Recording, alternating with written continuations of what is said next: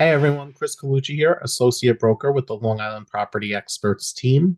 I wanted to do a quick video today on some real estate vocabulary.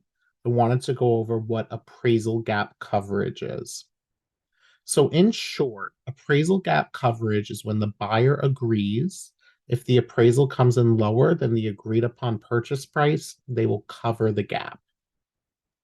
So after an acceptable offer is negotiated and contracts are signed, the buyer's mortgage broker begins working on securing a mortgage commitment.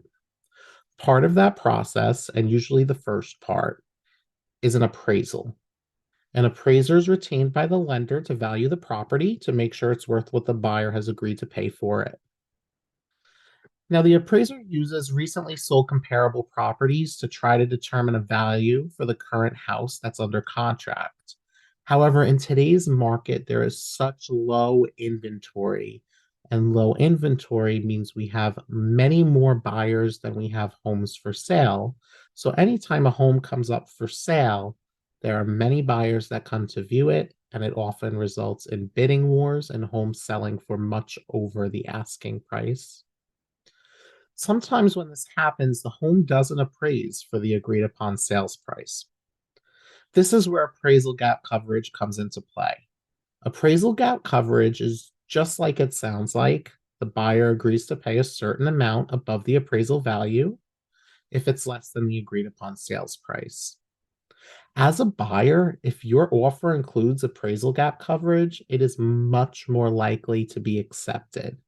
And as a seller, we have to remember it doesn't always come down to the highest offer, but the best offer.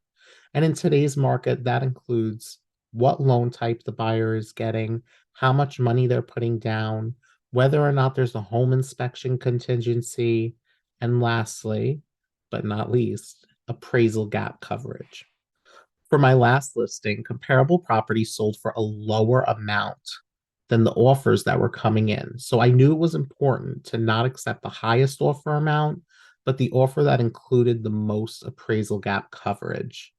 Luckily, my seller understood, and I'm glad she did because, as expected, the appraisal fell short of the sales price. And if the seller chose to accept an offer that was the highest and didn't include the appraisal gap coverage, we would have had to renegotiate the terms and the deal could have completely died and we would have had to start from scratch. But because she accepted the offer with the appraisal gap coverage, the appraisal amount became completely irrelevant and she's still going to receive the full agreed upon sales price. Now, when I was reviewing and countering offers from buyer's agents, it was absolutely absurd to me at how many had no idea what appraisal gap coverage meant.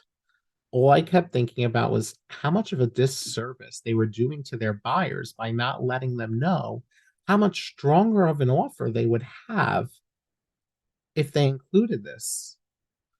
I even had an agent that said that she's been doing this, she's been selling real estate for a million years because agents love to brag about how long they've been in the business. And she never heard of appraisal gap coverage. She had no idea what it was. And this just baffles me.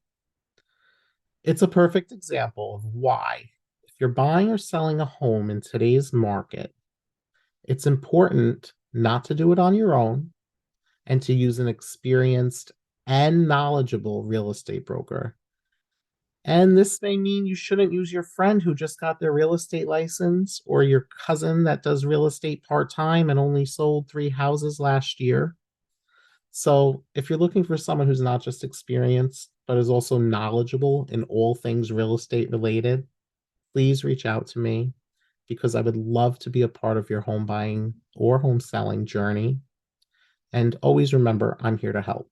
I could be reached at 631 575 1070 or longislandpropertyexperts.com.